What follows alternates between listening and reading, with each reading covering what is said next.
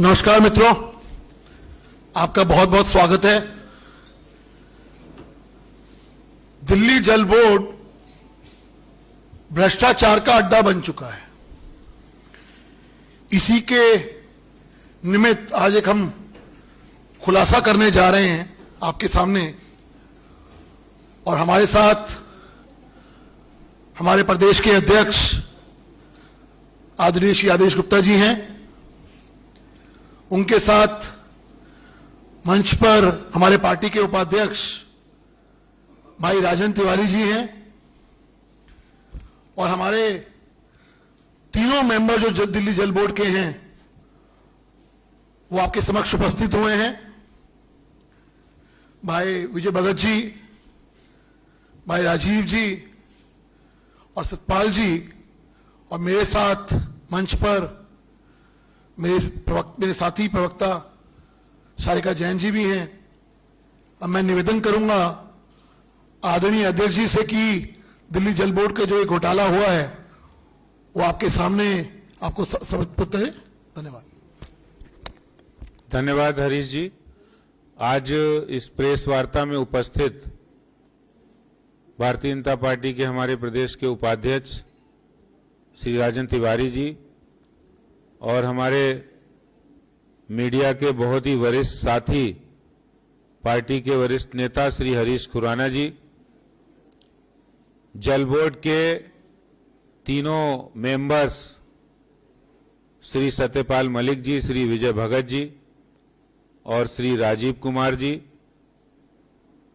हमारी टीम में प्रवक्ता सारिका जी और सभी मीडिया के मित्रों, साथियों, फोटोग्राफर साथियों, भाइयों और बहनों, आज एक बहुत ही महत्वपूर्ण मुद्दे पर जिस तरह से दिल्ली जल बोर्ड के हालात जो खराब और बर्बादी और कंगाली के कगार पर लाकर दिल्ली के मुख्यमंत्री ने खड़ा कर दिया है, उसका एक जीता जागता नमूना, जीता जागता उदाहरण, जीता जागता सबूत आपके सामने मैं प्रस्तुत कर रहा हूं कि किस कदर दिल्ली जल बोर्ड जो एक फायदे की संस्था है थी, उसको किस कदर कर्जों से लदी हुई और घाटे की संस्था बनाकर उसको बर्बाद और कंगाल कर दिया है दिल्ली की सरकार ने, आम आदमी पार्टी की सरकार ने। और ये तो मैंने आपको एक नमूना दिखाऊंगा, इसके बाद लगातार आपको सीरीज भी देखने को मिलेगी। दिल्ली जल बोर्ड जो भ्रष्टाचार के आकंठ में गर्दन तक पहुंच गया है, डूब गया है। अभी कुछ दिन पहले डीटीसी बस घोटाला, इसके साथ ही साथ इससे पहले शराब माफिया के दबाव में जिस तरह से दिल्ली सरकार ने भ्रष्टाचार को अंजाम दिया, अब ये दिल्ली जल बोर्ड के अंदर जो चल रहा है उसका दृश्य मैं आपके सामने रखूंगा। मेरे सामने ये जल बोर्ड के तीनों मेंबर्स बैठे हैं। जल बोर्ड की, दिल्ली जल बोर्ड की 153 मीटिंग जो 1/10/2020 को हुई थी, उसके अंदर ये एक टेंडर इन्होंने किया, और वो टेंडर था, छोटा मोटा टेंडर नहीं था, वो 280 करोड़ रुपए का एक टेंडर था। ये आइटम नंबर 990, जिसके अंतर्गत 280 करोड़ के टेंडर को इनके बोर्ड ने रिजेक्ट किया, और ये मिनट्स जो हैं, यानी 152वीं मीटिंग के मिनट्स जो 12/6/2020 को हुए थे, उसके मिनट्स आपने 153वीं मीटिंग में कंफर्म कर दिए। यानी जो टेंडर आपने किया था 280 करोड़ रुपए का टेंडर L1 हुआ, रिजेक्ट हो गया, जिसमें design, construction, supply, installation, testing and commissioning successfully 1 year DLP at 10-year O&M and second 550 MGD water treatment plant at Dwarka, expansion, modification, intake works at Iradat Nagar and automation for the complete water supply center. ये name of work है और इसमें इन्होंने जल board ने 280 करोड़ रुपए के tender को रिजेक्ट किया। कोई कारण नहीं है। क्या कारण है? हमारे तीनों मेंबर्स ने उस समय विरोध किया कि आप आखिर रिजेक्ट क्यों कर रहे हैं। द्वारका में एक एमजीडी 50 एमजीडी वाटर ट्रीटमेंट प्लांट लग रहा है, आपने एक भी वाटर ट्रीटमेंट प्लांट नहीं लगाया।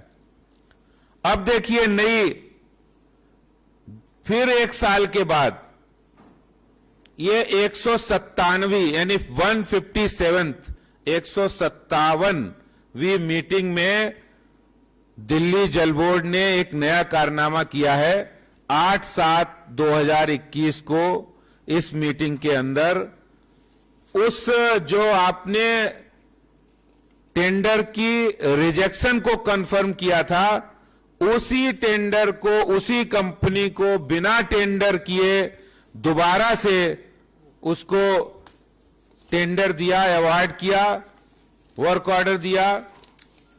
ये देखिए resolution number 1150, item number 352, design, construction, supply, installation, testing and commissioning successfully 1 year DLP and 10 year O&M and second 50 MGD water treatment plant at Dwarka expansion, so and so.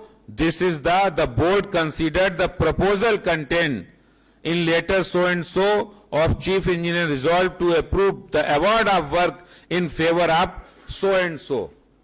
आप देखिए rejection किया, confirm किया, उसके बाद आपने उसी company को दोबारा टेंडर दिया। ना तो आपने रिजेक्शन का कारण बताया, ना दोबारा अवार्ड करने का कारण बताया। तो एक साल के बाद आपने जब उस काम को किया तो दिल्ली के जल बोर्ड, दिल्ली के मुख्यमंत्री, दिल्ली जल बोर्ड के चेयरमैन इस बात का जवाब दे कि उन्होंने किस ग्राउंड पर रिजेक्ट किया था। पहले तो वो जवाब दे कि उन्होंने किस ग्राउंड पर रिजेक्ट किया था। क्या कोई परसेंटेज का ग्राउंड था? क्या कोई ब्लैकमेलिंग थी? क्या कोई बार्गेनिंग थी? जवाब देना पड़ेगा। किस ग्राउंड पर उन्होंने टेंडर को रिजेक्ट किया और फिर दोबारा से कौन सा ऐसी ग्राउंड आ गया है कि आपने बिना टेंडर, जबकि जब एक बार टेंडर रिजेक्ट हो गया उसमें 90 डेज से ज्यादा आप रिजेक्शन में वो उसको टेंडर को सस्टेन नहीं कर सकते। ये मैं नहीं कह रहा हूं, सीवीसी की गाइडलाइन है कि कोई भी टेंडर आपने रिजेक्ट किया और अगर वो उसको आप सस्टेन करता है तो 90 डेज का पीरियड होता है। फिर आपने दोबारा उसको एक्सेप्ट कर लिया रिजेक्ट करने के बाद, तो आपने वो कौन सी ग्राउंड थी? वो कौन सी ग्राउंड थी? कितनी परसेंटेज की ग्राउंड थी जो आपने रिजेक्ट को, टेंडर को एक्सेप्ट कर लिया? यानी दिल्ली जल बोर्ड के अंदर ये चल रहा है भ्रष्टाचार का समुद्र। यानी एक नहीं, ये देखिए मैं दिल्ली जल बोर्ड के तमाम ऐसे रेजोल्यूशन दिखाता हूं जो खेल चल रहा है कि एक बार टेंडर होता है, बोर्ड में लाया जाता है, फिर डिफर किया जाता है, बार्गेनिंग की जाती है और उसके बाद उसी डिफर टेंडर को दोबारा से अवार्ड कर दिया जाता है। डिफर नहीं है दोस्तों, ये तो रिजेक्ट का केस है, नॉट ओनली डिफर। डिफर भी जब कोई केस होता है बोर्ड की मीटिंग में, अगर कोई केस डिफर होगा तो वो भी 90 डेज के बाद दोबारा अपीयर हो सकता है। ये सीवीसी की गाइडलाइन है, ये एडमिनिस्ट्रेटिव गाइडलाइन है। कोई टेंडर अगर कोई डिफर कर रहा है तो आपको उसका पूरा कारण बताना पड़ेगा। आपकी टेक्निकल सैंक्शन होती है, एस्टीमेट बनता है, उसकी टेक्निकल सैंक्शन हुई, पहले एस्टीमेट बनेगा, टेक्निकल सैंक्शन होगी, डिजाइन सैंक्शन होगी, एस्टीमेट सैंक्शन होगा, उसकी कास्ट शेड्यूल के हिसाब से उसकी कॉस्टिंग होगी और उसका मार्केट रेट वेरिफिकेशन होगा। ये सारे प्रोसेस होने के बाद जल बोर्ड में आता है, बोर्ड में। और ये हालात जल बोर्ड के अंदर है जब से दिल्ली के जल मंत्री सत्येंद्र जैन जल बोर्ड के चेयरमैन बने हैं, तब से लगातार दिल्ली जल बोर्ड के एक एक आइटम, एक एक टेंडर पे बार्गेनिंग और भ्रष्टाचार का अड्डा बना दिया है। यानी फिश मार्केट बन गया है जल बोर्ड, मछली बाजार बना दिया है इन लोगों ने जल बोर्ड को। और वो भी दिल्ली के बहुत ही अपने आप को ये कहते थे, ना गाड़ी लूंगा, ना बंगला लूंगा, ना सुरक्षा लूंगा, और ईमानदारी की दुहाई देने वाले मुख्यमंत्री की नाक के नीचे आज जल बोर्ड के अंदर भ्रष्टाचार चरम सीमा पर पहुंच गया है। तभी दिल्ली के अंदर हालात ये है कि दिल्ली में ना तो ड्रेनेज सिस्टम काम कर रहा है, ना वाटर सप्लाई सिस्टम काम कर रहा है, ना आपके ट्रीटमेंट प्लांट काम कर रहे हैं, ना यमुना जी पर एसटीपी प्लांट लगे हुए हैं। ये हालात हैं क्यों? आखिर उसकी जब सच्चाई और तहकीकात तक हम लोग पहुंचे हैं तो आपको एक नहीं, ऐसे अभी दसियों, एक नहीं दसियों आपको केस लाकर दूंगा, दिखाऊंगा, एक्सपोज करूंगा, और तब आपको पता लगेगा कि असलियत क्या है कि फायदे की संस्था को आपने घाटे की संस्था बना दिया है, घाटे में कंगाली और बदहाली के कगार पर लाकर खड़ा कर दिया है। और इसका खामियाजा दिल्ली के जनता को सीधा सीधा भुगतना पड़ रहा है। आज दिल्ली के हालात पहली बारिश में भी देखे हैं, और ये जल बोर्ड की सच्चाई मैंने आपके सामने रखी है। और मैं आपको कहता हूं कि इसकी हम इस मुद्दे को छोड़ेंगे नहीं, इस मुद्दे पर हम एलजी साहब तक जाएंगे। इस मुद्दे की जांच सीवीसी से होनी चाहिए और इस मुद्दे को विधानसभा के स्तर पर भी उठाया जाएगा।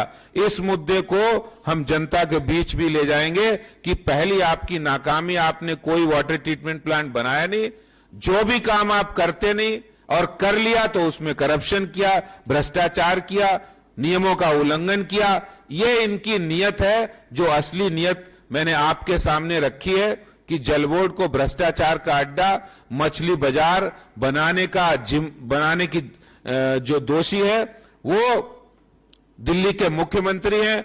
और ये सच्चाई है।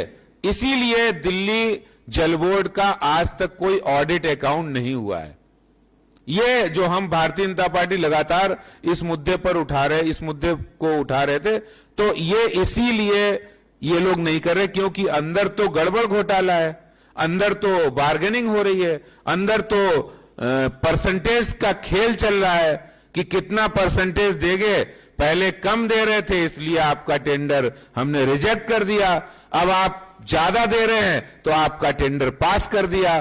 तो ये जो परसेंटेज का खेल चल रहा है, अकाउंट ऑडिट नहीं हो रहा है, ये असलियत आपके सामने मैंने रखी है। बहुत बहुत धन्यवाद। कोई प्रश्न आप लोगों के?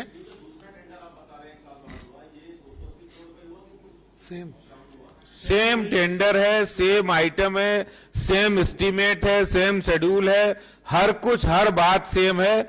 यहां तक कि टेंडर तो दोबारा हुआ नहीं ना, उसी रिजेक्ट, सब कुछ वही है, वही अमाउंट है। आखिर जब वही अमाउंट है, जब आपने 1 साल पहले किया तब आपने उनको रिजेक्ट कर दिया, क्योंकि पता नहीं आपने क्या सोच के कौन सा आपने क्या उनको बार्गेन किया, परसेंटेज पे बात नहीं बनी, क्या हुआ? एलएनटी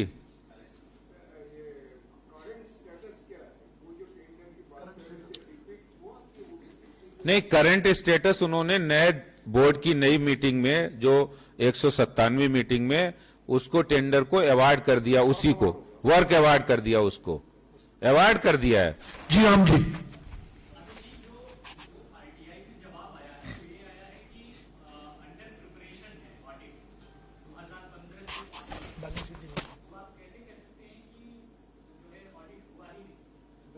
देखिए, नहीं आप ये बताइए बैलेंस शीट भी होना चाहिए, आय व्यय का लेखा जोखा होना चाहिए।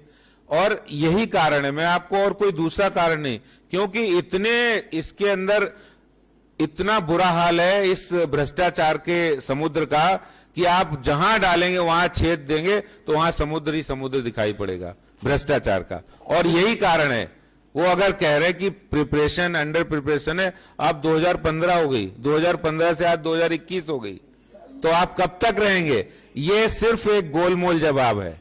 आप सोचिए ना, जानबूझकर ये मैनिपुलेटेड जवाब है। कोई कह सकता हम अपनी कोई भी काम करेंगे तो उसका लेखा जोखा तो रखना चाहिए और जांच तो होनी चाहिए। धन्यवाद। थैंक यू, बहुत बहुत धन्यवाद।